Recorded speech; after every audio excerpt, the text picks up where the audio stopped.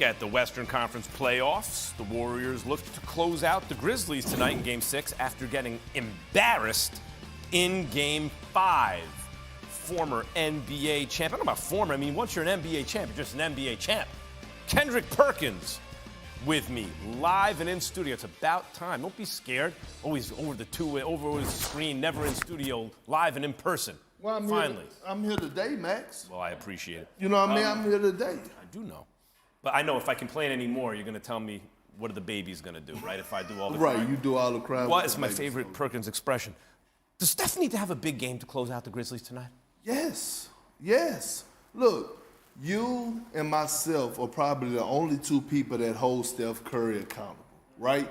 And what did Steph say before Game 5? What he said they was going to do?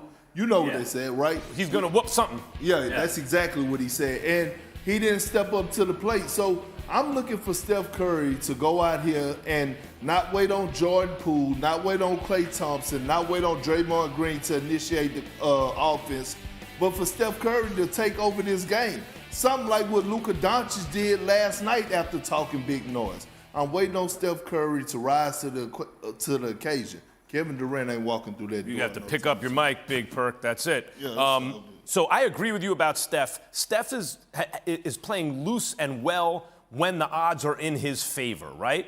When he has Kevin Durant on his team, no problem. But when LeBron's on the other team and Steph's supposed to be the best player, not quite the same guy. And I saw that in this series with Ja Morant. Ja's not even there anymore. Steph's got to come through. Here's another guy that I really hope he comes through, or at least his team does, because I think a lot of his legacy's on the line. But do you, Chris Paul, in this Game 7? Absolutely. His legacy is on the line. Look, this is his this is his last and best opportunity to actually win the championship. Now they done got themselves in this predicament where they're going against Luka Doncic in a Game 7, right? And Chris Paul hasn't played good in this series.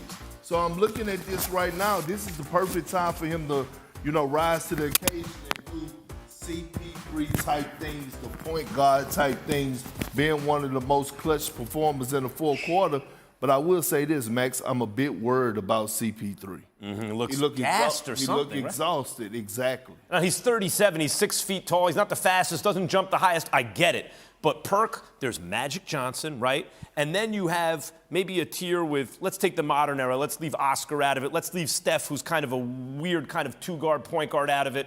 You have Isaiah Thomas, and then a whole bunch of guys underneath. If Chris Paul can get the chip, he's going to be in that layer with Isaiah. If he can't, he'll be in the mix somewhere underneath. I want to see him get in that layer with Isaiah. He's like the perfect point guard. All right, we have much more with Steph. I want to go back to Memphis. Grizzlies made a statement in Game 5. They beat the Warriors by 39, and they did it without Ja. And they're going to have to do it again without Ja in Game 6 tonight. The Warriors 8-3 in potential series clinching home games under Steve Kerr. Game 6 tipping off tonight at 10 a.m. Eastern. It is early out there, but we already have the scoop with our Warriors reporter, Kendra Andrews. She's made her way back to San Francisco. So Klay Thompson, Kendra, you were there. He called Game 5 awful and embarrassing. Steph Curry said they did everything wrong. It's really hard to argue with that. So how are they planning to turn the page and close this out tonight? Yeah, Hannah, several Warriors players and coaches said we have to flush Game 5 out of our mental. Now, that doesn't mean forget what happened because there's a lot for them to learn from that game, but they said we have to flush that demoralizing feeling from our brain. Heading into tonight's game, the Warriors are really emphasizing limiting their turnovers, which they gave Memphis's defense credit for forcing so many.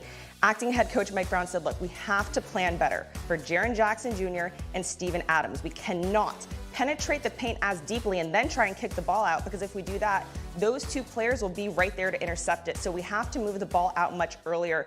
He also challenged Draymond Green to be more aggressive scoring. He said if a defender sags off of Draymond, which they did several times in Game 5, Draymond has to let the ball fly. The Warriors have immense confidence in his shooting and scoring ability. They said, look, we understand that Draymond's playmaking and his passing is what makes him so special and important to this team. But if he has an open look, don't risk another turnover with some pass. You have to shoot and score the ball.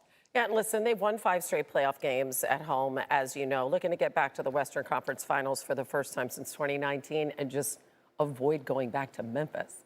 Kendra Andrews, as always, thank you.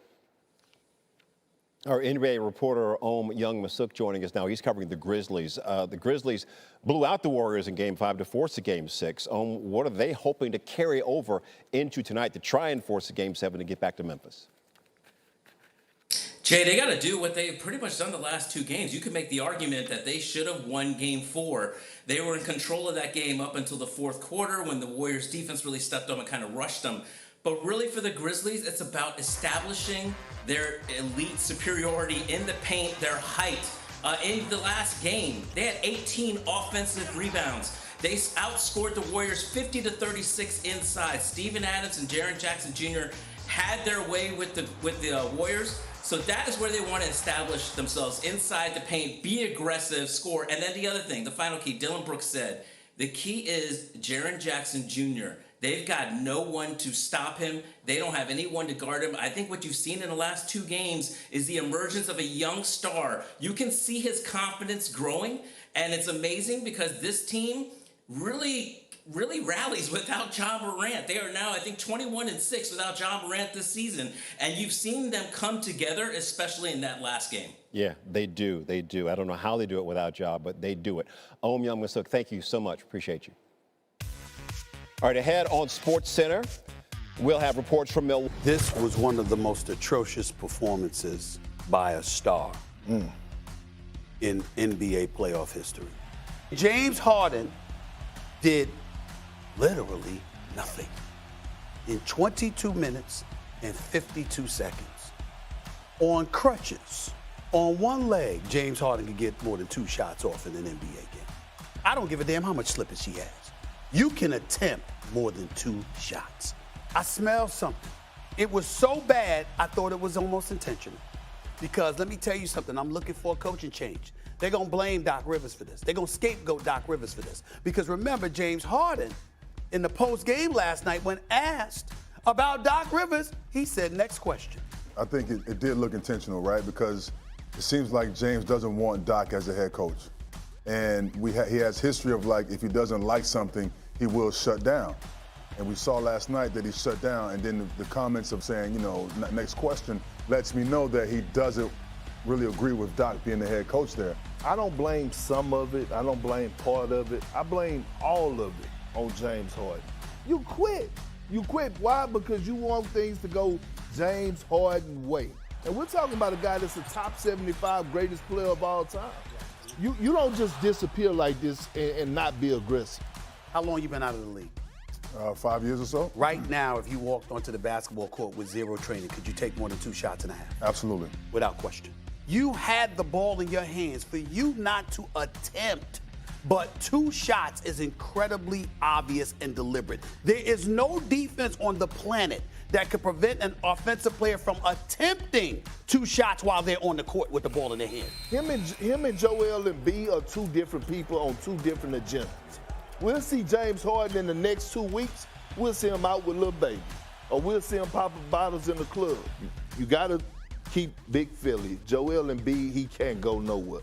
You keep Tyrese Maxey and you find a way to move Tobias Harris and James Harden. That's just my honest opinion. Well, we'll see about that because really it's up to Harden. He has a player option. And it's worth over $47 million for next season. He says he's going to be back. As for the draft, Brooklyn could take Philly's first-round pick, too, as part of that Harden-Simmons trade. The Nets, though, do have the option